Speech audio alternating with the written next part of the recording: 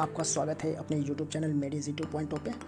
तो आज हम लोग पॉलिटी का पार्ट 2 वीडियोस लेकर आए हैं जो एग्जामिनेशंस के पॉइंट ऑफ व्यू से इंपॉर्टेंट हो सकती है। इससे पहले हम लोग पार्ट 1 वीडियोस में आपसे डिस्कस कर चुके हैं यूनियन एंड इट्स टेरिटरीज का, और सेकंड वीडियो जो आपका पॉलिटी का रहने वाला है सिटीजनशिप से रेलेवेंट होगा। तो चलिए हम लोग स्टार्ट करते हैं। तो क्वेश्चन नंबर फर्स्ट में क्या बोला गया है कि which one among the following has the power to regulate the right of citizenships in India. Option A में बोला गया है the union cabinet, option B में बोला गया है द पार्लियामेंट, ऑप्शन सी में बोला गया है the supreme court and option D में बोला गया है द लॉ ऑफ कमीशन। निम्नलिखित में से कौन भारत में नागरिकता के अधिकार को विनियमित करने की शक्ति रखता है। ऑप्शन ए में बोला गया है केंद्रीय मंत्रिमंडल, ऑप्शन बी में बोला गया है सांसद एंड ऑप्शन सी में बोला गया सर्वोच्च न्यायालय और डी में बोला गया विधि आयोग। तो इसका राइट आंसर जो होगा वो आपका द पार्लियामेंट होगा, सांसद होगा। ठीक है, अब देखिए पार्लियामेंट की स्थापना आपका 26 जनवरी 1950 में किया गया है और पार्लियामेंट को मेंशन हमारे कॉन्स्टिट्यूशंस में आर्टिकल नंबर 79 में किया गया है और राज्यसभा का बात आपका 80 में किया गया है और 81 में लोकसभा का बात किया गया है। राज्यसभा का जो चेयरमैन होते हैं वो वाइस प्रेसिडेंट होते हैं और लोकसभा का जो लीडर होते हैं वो आपका पीएम होते हैं और राज्यसभा का जो वोटिंग होता है वो सिंगल ट्रांसफॉर्मेबल होता है, जबकि आपका लोकसभा जो वोटिंग जो होता है लोकसभा का जो वोटिंग सिस्टम होता है फर्स्ट पास द पोस्ट होता है। ठीक है, अब कुछ हम लोग इससे रेलेवेंट में हम लोग सांसद के कुछ बैकग्राउंड के बारे में जान लेते हैं। तो सांसद के कितने अंग होते हैं? तो सांसद के आपके पास 3 अंग होते हैं। सांसद के आपके पास कितने अंग होते हैं? 3 अंग होते हैं, लोकसभा, राज्यसभा एंड प्रेसिडेंट। लेकिन इसके अलावा आपसे पूछ दे कि सांसद के कितने सदन होते हैं, तो सांसद के आपका 2 सदन होते हैं, एक होते हैं लोकसभा और दूसरा होते हैं राज्यसभा। तो ध्यान देने वाली बात है क्या कि लोकसभा में अभी रिसेंट सीट जो है, लोकसभा में अभी जो रिसेंट सीट है वो आपके पास 545 है, जबकि आपका राज्यसभा का जो सीट है वो 245 है। ठीक है, और मैक्सिमम स्ट्रेंथ जो होती है लोकसभा की, यानी जो मैक्सिमम स्ट्रेंथ होती है सीटें लोकसभा की वो 552 होती है।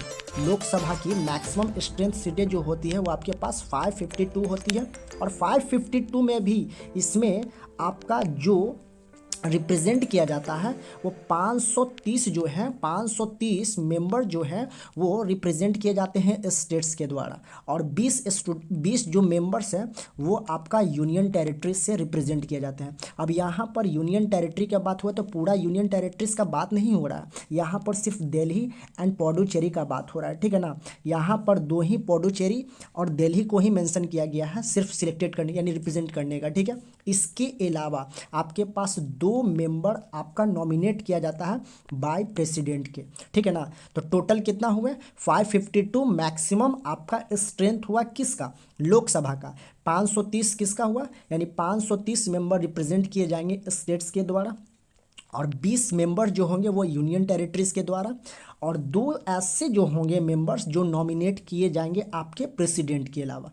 इसी तरह आपका जो राज्यसभा का अभी जो रिसेंट सीटें हैं 245 है। ठीक है ना, लेकिन मैक्सिमम का बात कर दिया जाए तो मैक्सिमम आपके पास कितना है? 250 है। अब 250 में से भी इनमें भी डिस्ट्रीब्यूशन होती है, तो जो 30 यानी 238 मेंबर ऐसे जो होते हैं वो आपका स्टेट से नॉमिनेट किए जाते हैं यानी स्टेट से रिप्रेजेंट किए जाते हैं और 12 मेंबर जो ऐसे होते हैं वो प्रेसिडेंट के द्वारा नॉमिनेट किए जाते हैं। अब ठीक है, अब यहाँ से बात एक और ध्यान दीजिएगा कि लोकसभा जो है ना और राज्यसभा कभी भी डिमोलिश नहीं किया जा सकते हैं और लेकिन लोकसभा जो है वो डिमोलिश कर लिए जाते हैं, यानी लोकसभा आसानी से भंग हो जाएगा लेकिन राज्यसभा आसानी से भंग नहीं होता। ये राज्यसभा भंग ही नहीं होता, इसको हम लोग डिमोलिश नहीं कर सकते हैं, लेकिन लोकसभा क्या हो सकता है? डिमोलिश हो सकता है। ठीक है, तो चलिए हम लोग क्वेश्चन नेक्स्ट का बात करते हैं। क्वेश्चन नंबर 2 क्या बोल रहा है कि with what subject do the article 5 to 11 of the constitutions of India deal. Option A में बोला गया है India, union its territories, B में सिटीजनशिप एंड सी में फंडामेंटल ड्यूटीज़ और डी में क्या बोला गया है? Union executive. भारत के संविधान के अनुच्छेद 5 से 11 किस विषय से संबंधित है? भारतीय संघ और इसके क्षेत्र, नागरिकता या मौलिक कर्तव्य या आपका केंद्रीय कार्यकारी। तो इसका राइट जो आंसर होगा आपका सिटीजनशिप होगा। ठीक है। सिटीजनशिप आपका पार्ट 2 में है, 5 से कहाँ तक, 11 तक है, 5 से 11 तक। अब यहाँ से बात उठता है कि सिटीजनशिप यानी नागरिकता होता क्या है। तो नागरिकता होने के लिए क्या कंडीशन है, कोई भी देश अपने मूल निवासियों को, यहाँ पे हम नागरिकता का डिफाइन कर रहे हैं, नागरिकता को हम लोग डिफाइन कर रहे हैं, ठीक है।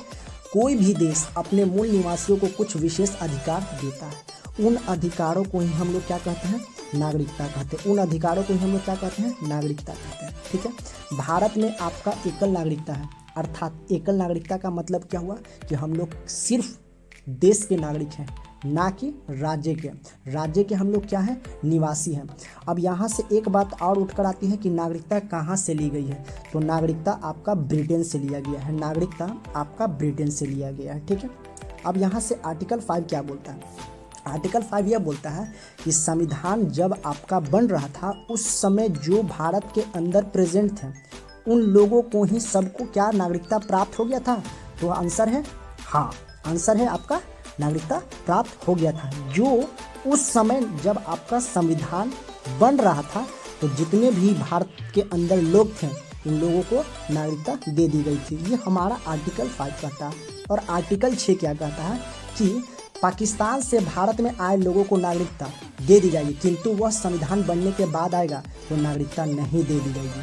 क्या बात बोला गया है कि पाकिस्तान से भारत में आए लोगों को नागरिकता, किंतु यदि वह संविधान बनने के बाद आएंगे तो नागरिकता नहीं मिलेगा, ठीक है ना। ये आपके पास आर्टिकल 6 में बोला गया। अब आर्टिकल 7 में क्या बोला गया है कि भारत से पाकिस्तान यानी स्वतंत्रता के बाद भारत से पाकिस्तान चले गए ऐसे व्यक्ति जो संविधान बनने से पहले लौट आएंगे तो उन्हें नागरिकता दे दी जाएगी। तो आर्टिकल 6 में पाकिस्तान से इंडिया और आर्टिकल 7 में इंडिया से पाकिस्तान। याद करने का तरीका, 6 में पाकिस्तान से इंडिया और 7 में इंडिया से पाकिस्तान। ये आपका आर्टिकल 6 और 7 बोला गया, ठीक है। अब 8 में क्या बोलता है कि 8 में विदेशी में भ्रमण यानी विदेश में भ्रमण यानी विदेश में घूमने के लिए या नौकरी करने के लिए भारत के नागरिकता क्या समाप्त होगी। यहाँ से एक क्वेश्चन उठता है कि कोई भी विदेश घूमने के लिए चला गया या जॉब करने के लिए चला जाएगा तो क्या नागरिकता समाप्त होगी, नहीं समाप्त होगी, ठीक है ना। तो ये आर्टिकल 8 में आपका मेंशन किया गया है। आर्टिकल 9 क्या बोलता है कि अगर आप विदेशी यानी आप फॉरेन नागरिकता यानी फॉरेन सिटीजनशिप प्राप्त कर लेते हैं तो आपकी भारत की नागरिकता को समाप्त कर दी जाएगी, डिमोलिश कर दिया जाएगा। अगर आप एग्जाम्पल के लिए आप यूएसए चले गए, ठीक है, एग्जाम्पल के लिए आप यूएसए चले गए। अब यूएसए में आप यूएसए आपका क्या हुआ, फॉरेन हुआ, फॉरेन कंट्री हुआ। तो यूएसए में आप चले गए, वहाँ पर बस गए। अब वहाँ का आप सिटीजनशिप यानी नागरिकता प्राप्त कर लेते हैं तो भारत की नागरिकता क्या कर दी जाएगी, डिमोलिश कर दी जाएगी। तो आपका आर्टिकल 9 में बात बोला गया है, ठीक है। अब आर्टिकल 10 क्या बोलता है, आर्टिकल 10 कि भारतीयों को नागरिकता बनी रहेगी कहाँ तक, तब तक कि वह कोई देश विरोधी कार्य नहीं करता। आर्टिकल 10 वेरी इंपॉर्टेंट है। आर्टिकल 10 क्या बोलता है कि भारत की नागरिकता तब तक बनी रहेगी तब तक वह व्यक्ति कोई देश विरोधी कार्य नहीं करता हो। अब कहने का मतलब क्या हुआ कि आर्टिकल 10, अब भाई भारत के अंदर कोई व्यक्ति अगर दूसरे जैसे अभी चाइना से हम लोग को क्या चल रहा है, विवाद चल रहा है, अब वो चाइना को मदद कर देता है या चाइना के बारे में मतलब कुछ चाइना के तरफ से कुछ बात बोल देता है अगेंस्ट भारत, तो उसकी नागरिकता क्या होगी, नागरिकता उसका डिमोलिश कर दिया जाएगा यानी नागरिकता रद्द कर दी जाएगी, ठीक है ना। अब आर्टिकल 11 क्या बोलता है, आर्टिकल 11 यानी जितना भी सिटीजनशिप से रेलेवेंट जो चीज़ होगा यानी नागरिकता से संबंधित जो कानून होती है वो आपका संसद बनाती है और इसका जिम्मेदारी किसके पास होता है, गृह मंत्री के पास यानी गृह मंत्रालय के पास होता है, गृह मंत्रालय के पास होता है, ठीक है ना। तो आर्टिकल आपका 11 नागरिकता संबंधी कानून कौन चाहता है, तो नागरिकता संबंधी कानून आपका संसद बनाती है और इसकी जिम्मेदारी जो होता है वो आपके पास गृह मंत्रालय को दी होती है।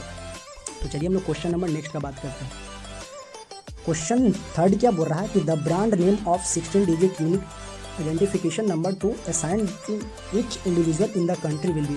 ऑप्शन ए में बोला गया है आपका पहचान, बी में बोला गया है माध्यम, सी में बोला गया आधार और डी में बोला गया आभार। तो इसका राइट आंसर जो होगा वो आधार होगा, ठीक है ना। अब आधार यहाँ पर लॉन्च किया गया है 28 जनवरी 2009 और ये किसके अंदर में आते हैं, ministry of electronics and information technology के।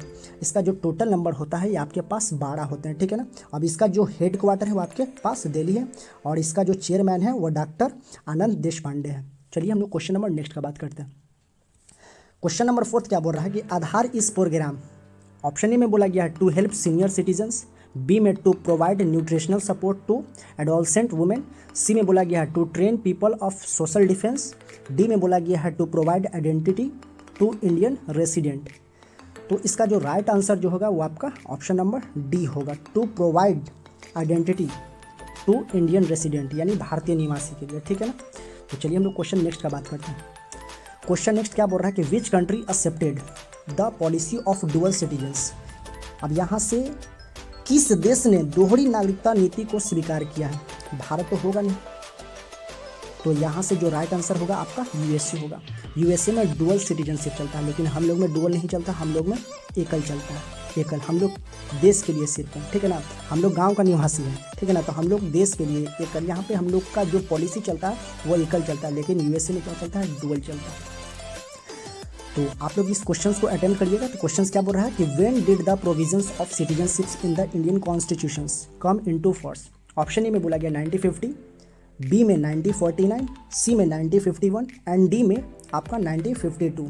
भारत संविधान में नागरिकता का प्रावधान कब लागू हुआ था? तो इसका राइट जो आंसर होगा वो आप लोग कमेंट सेक्शन में जवाब दीजिएगा।